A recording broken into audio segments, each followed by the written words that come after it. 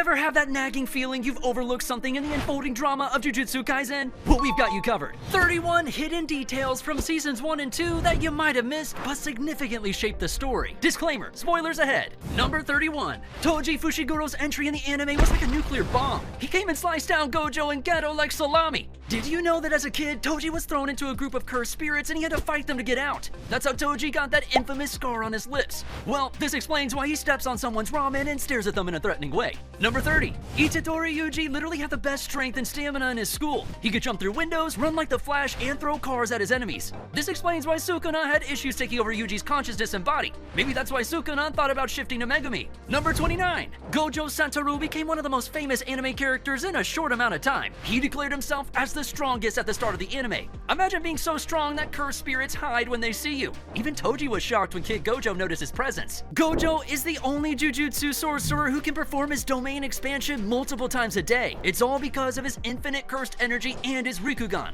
also known as the Six Eyes. Number 28. Ryomen Sukuna was known as the King of Curses and ruled over the Jujutsu world with his powers. But very few people know that he was actually a human being before he turned into a sorcerer and then a curse user. He didn't have any wife or kids, but he had Urame whom he trusted a lot. Sukuna had 4 arms and 4 eyes, which is similar to the Sukuna in Japanese mythology. Number 27. Sumiki Fushiguro is Toji Fushiguro's stepdaughter and Megumi's sister. Yoruzu had taken over Sumiki's body and was in the game to battle Sukuna like other cursed spirits from the past like Kashimo. Yoruzu also used Sumiki's memories to fool Megumi. Her curse powers gives her dragonfly-like wings and makes her powerful. Number 26. As all fans who are up to date with the Jujutsu Kaisen anime will know, Geto is fated to turn evil and rebel against Jujutsu High and his former colleagues. While the events that led up to this drastic change in character are only now beginning to occur in the ongoing second season, the ending credits included a slight nod to his inevitable split from his current classmates. In one of the ending sequences, Gojo, Geto, and Shoko each choose a separate path at a crossroads. But while Gojo and Shoko's faces are clearly visible since they turned to wave goodbye, Geto's is entirely hidden.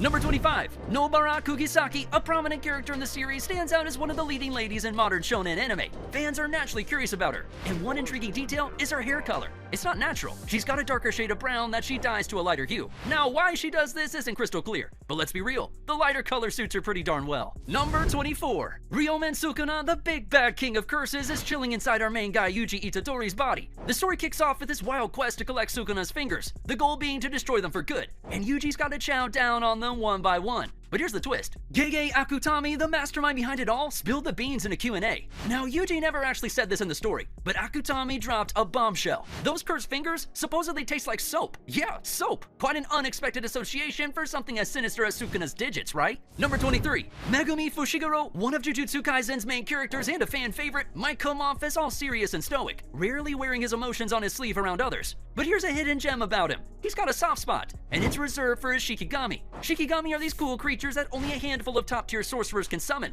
and Megumi's got a bunch of them up his sleeve. Literally, they're like his battle buddies, his animal allies. But here's the kicker. Once they're gone for good. No resurrection magic here, and that's something that hits Megumi deep. It's a side of him we don't often see in the series, but it adds depth to his character. Number 22. The background Satoru Gojo posed in front of during the opening credits managed to fit in 2 Easter eggs at once. The first makes an obvious reference to his domain expansion, Unlimited Void. The pattern matched the design of his innate domain that is visible to those trapped within it, an endless abyss with specks of light in the far distance like a starry sky. Its aesthetic effect is part of the overwhelming sensation that Unlimited Void impacts on its victims, forcing them to undergo every life function possible until they are paralyzed with overstimulation. The background and Gojo's pose are an almost direct page-to-screen adaptation of Gege Akutami's cover illustration for Jujutsu Kaisen Chapter 66. In the sequence that follows Gojo's pose, Geto and Shoko both have their introduction pages similarly animated. It's a nice callback to the source material this season is adapting, as Chapter 66 was one of the earlier installments of the ongoing hidden inventory arc. Number 21.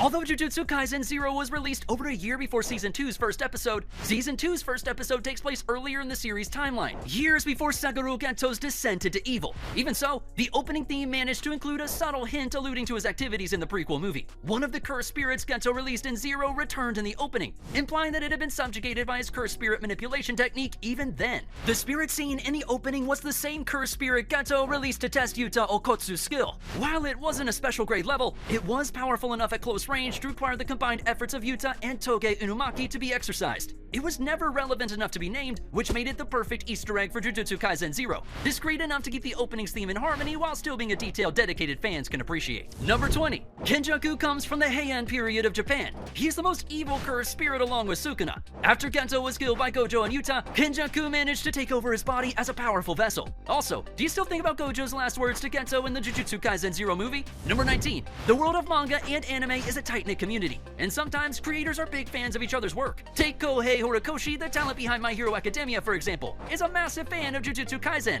and he's not shy about it. In fact, both Horikoshi and Jujutsu Kaisen's creator, Gege Akutami, have openly praised each other's series, solidifying their friendship. They even share moments like watching the iconic series Evangelion together. In a sweet gesture, Horikoshi created a drawing in 2022 featuring Nobara, Yuji, Megumi, and Gojo from Jujutsu Kaisen. He added a heartfelt line expressing his love for the series and his fondness for a particularly intriguing character, Mahito. But here is the fun twist. Mahito bears a few physical similarities to Tomura Shigaraki, a major antagonist in My Hero Academia. Whether that's a coincidence or a subtle nod to each other's work, it adds a fascinating layer to their creative connection. Number 18. In one of the Jujutsu Kaisen volumes, Gege Akutami spills the beans about a heartfelt desire. He expresses how much he wishes he could have showcased more of Junpei Yoshino's personality and his innate kindness. This yearning goes so deep that Akutami actually requested additional scenes in the anime adaptation to bring Junpei's character to life. The scenes where Junpei faces bullying from his classmates and creates the cinema club, which were initially footnotes in the manga, were included in the anime at Akutami's urging. His intention was to allow viewers to truly connect with Junpei, to feel his struggles, and to empathize with his character.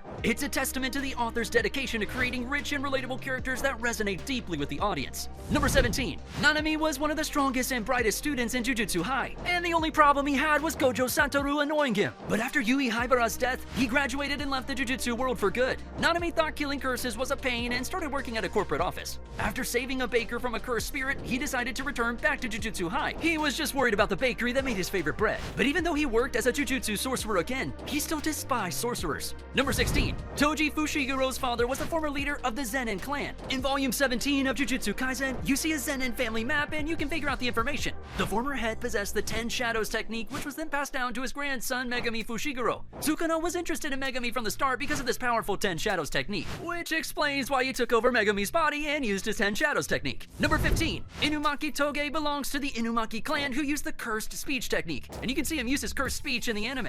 Toge has to speak in rice ball toppings to avoid the repercussions of his own technique. Salmon means affirmation, Bonito Flakes is negative, and Kelp is greeting. Only some people from Jujutsu High understand his words and can have conversations with him. Number 14. When Gege Akutami released Jujutsu Kaisen 0 as his first manga, the author had chosen Yuta Okotsu as the main character, but then changed it later to Itadori Yuji, whom he named after a school friend. Yuta is much stronger than Yuji, and you can see it when he dragged Yuji by his collar in the Shibuya incident arc. Even though Gege changed the protagonist, he made sure that Yuta played a pivotal role in the Jujutsu Kaisen series. Number 13. Gege Akutami actually planned to make Nanami a villain. The handsome man who doesn't like doing overtime would have been against Jujutsu sorcerers. Maybe that's the reason he keeps saying, the corporate world is crap and the Jujutsu world is crap. In movies, this is how a villain origin story starts. Number 12. Poison has no effect over Itadori Yuji's body, and you could sense it when he was trying to save Junpei and fought the Moondrag's poison, or when the people from Jujutsu High kept feeding him Sukuna's fingers like french fries. We still don't feel like forgiving Gege Akutami for Junpei's treatment. Number 11. Gege Akutami isn't shy about giving credit where it's due and openly talks about the influences that shaped Jujutsu Kaisen. One standout instance of this is when Satoru Gojo himself drops a quote from the Digimon franchise during his Gojo's past arc. Interestingly, Akutami had already mentioned in the character notes that Gojo was a big-time Digimon fan. This little tidbit comes to life when Satoru casually chats with Suguru Geto and slips in a reference to the series. It's a fun nod to Gojo's past and showcases a bit of his otaku side from his younger days. Number 10. Satoru Gojo, the enigmatic sorcerer from Jujutsu Kaisen, is a total fan favorite. His innate magical abilities, his prestigious lineage, his eccentric quirks, and his unique sense of humor have made him a beloved character in the anime world. Now, here's something fun. Gojo's got some interesting tastes. One standout example is his love for sweets. He got into the sugar game to supercharge his brain power, and it seems he got hooked on candies and sugary treats along the way. It's just one of those quirky things that makes him even more endearing. Number 9. Did you know that Yuji has siblings? His siblings are Chos, Iso, Kenjizu, and other death paintings by Kenjaku. Kenjaku calls himself the father of all cursed paintings, including Itadori Yuji.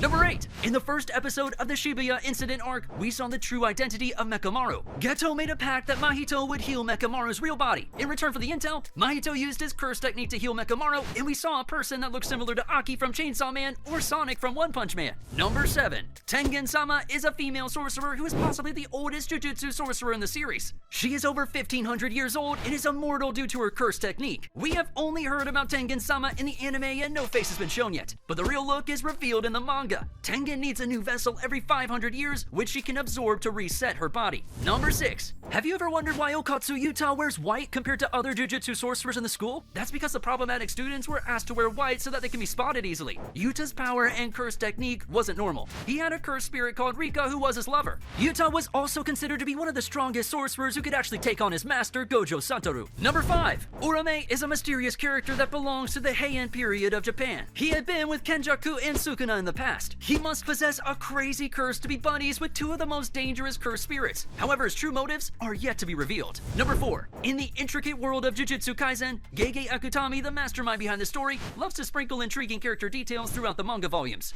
And tucked away in these pages is a fascinating nugget about Nanami, the salaryman sorcerer. In one of the volumes, Akutami reveals a captivating facet of Nanami's background. It's like a hidden gem. Nanami's maternal lineage, you see, traces back to Denmark, a far-off corner of Europe. This touch of European heritage is a rarity in the realm of manga and anime, adding a unique layer to Nanami's character. This ancestry might just explain the striking blonde hair that sets Nanami apart. It's these little touches that can elevate a character, making them not just intriguing, but also a touch more relatable and diverse. Number 3. Nobara had a good fan base despite not being the MC, and her being killed in the Shibuya incident arc has saddened fans. But some of them think that Nobara isn't actually dead and will return to the show. These speculations were put to rest when a new character named Hana replaced her in manga. The fans are sad because the relationship between Nobara and Yuji was nothing but unique. The trio is gone and we can only weep about it. Number 2. Yutahime's curse technique allows her to increase her curse energy or someone within her radius. It's called the Solo Forbidden Area. She used it to help Gojo Satoru during his fight versus Sukuna. This lent him an extra 120% boost with his Hollow Purple, making it the strongest one he has ever released. Sukuna was actually worried about Gojo's Hollow Purple and used Mahoraga and Agito to stay away from Gojo during the fight. Number 1.